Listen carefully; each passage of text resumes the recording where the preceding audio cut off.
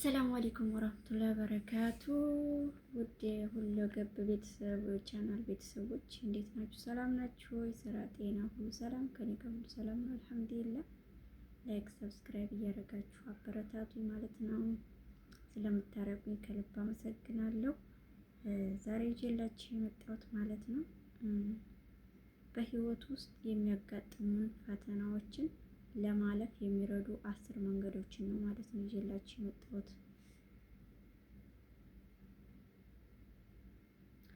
በህይወት ውስጥ የሚያጋጥሙን ፈተናዎች ለማሸነፍ የሚረዱ 10 መንገዶች። አንደኛ እቅድ ያውጡ፣ ሜክ ፕላን ማለት ነው። እቅድ ማውጣት አለብን። ለወደፊቱ ምን እንደሚሆን ባያውቁም ሁልጊዜ አስቀድመው ማቀድ ይችላሉ። በህይወቱ ውስጥ ያሉትን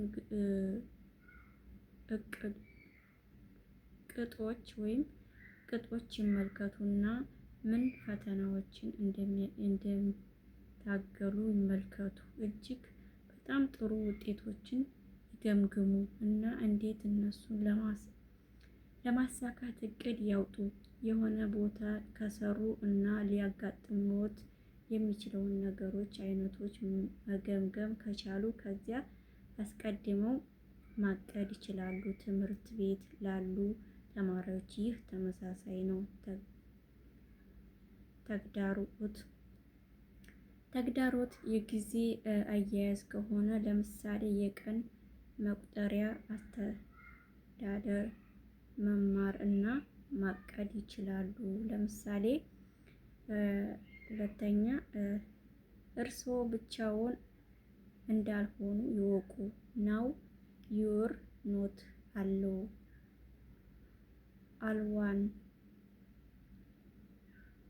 በዚህ ዓለም ውስጥ ያለ እያንዳንዱ ሰው ዝቅተኛ ነጥቦች አሉት። አንዳንዶቹ ከሌሎቹ በተሻለ ሊይዙት ወይም ሊደብቁት ይችላሉ። እውነታውን ግን እርስዎ የማያጋጥሙትን ሁሉ ሌሎች በእሱ ውስጥ ያለፉ አሉ። ብቻህን አይደለህም። ወደ ማህበረሰባዊና አውታር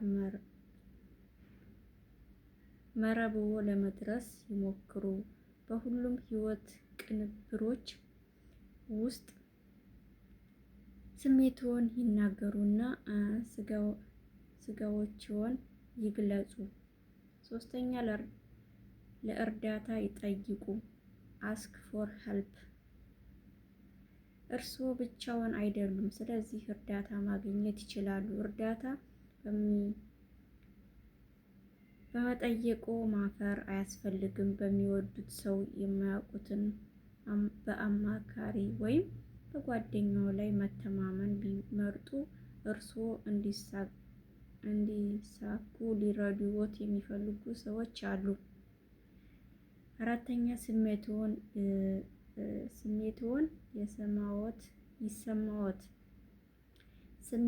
ይሰማዎት።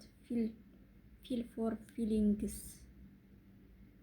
ስሜትዎን ለመደበቅ እነሱ አይደሉም፣ ይልቁንም ስሜትዎ ተይዘው ኃይል ይሆናሉ እና ችላ የሚባሉበት ጊዜ አሉታዊ የጤና መዘዞች ሊያስከትሉ ይችላሉ። የሚሰማዎትን ለማሰማት ትንሽ ጊዜ ይወስዳሉ። ይህ በማሰላሰል መልክ ሊመጣ ይችላል። ወይም እርስዎ የሚሰማዎትን ለመጻፍ ከፈለጉ መጻፍ የሕክምናና ካታሪክ ተሞክሮ ሊሆን ይችላል።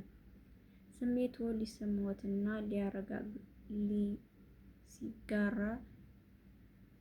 ሲጋሩ ሁኔታዎችን በአዲስ ብርሃን ማየት ይችላሉ ይሆናል። ይህ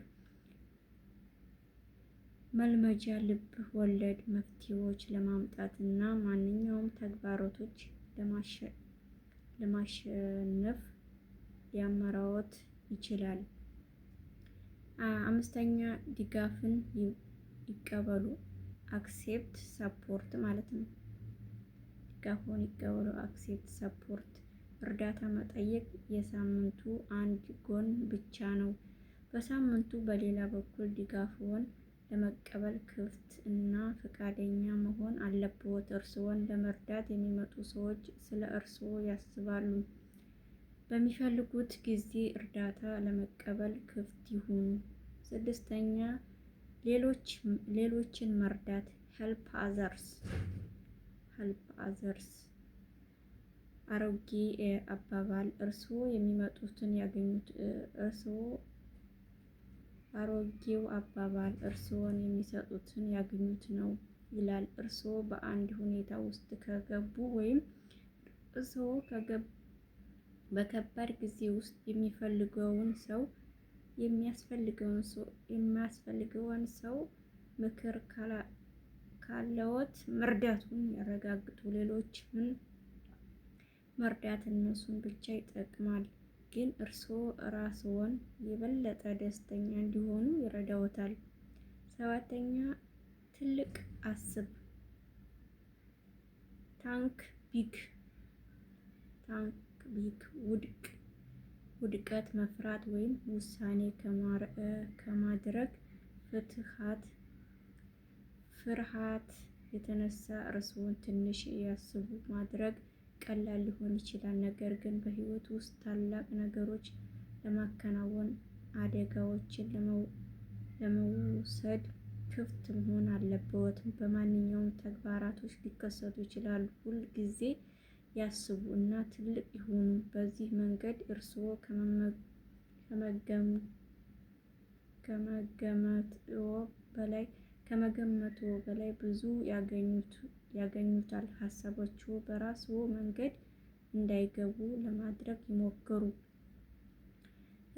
ስምንተኛ አዎንታዊ አስተሳሰብ ፖዘቲቭ ሚንደስት። እርስዎ የሚያስቡት እርስዎ እውነት ይሆናል። በአዎንታዊ አስተሳሰብ እንዲያስቡ አእምሮውን ያሰልጥኑ። ይህ ሁለቱንም ጊዜና ልምምድ ይጠይቃል። አእምሮ ግንዛቤ ይጀምራል። በአስተሳሰብ ዘዴዎችና በማሰላሰል ግንዛቤን ለማላመድ ይችላሉ። ሀሳብዎን እውቅና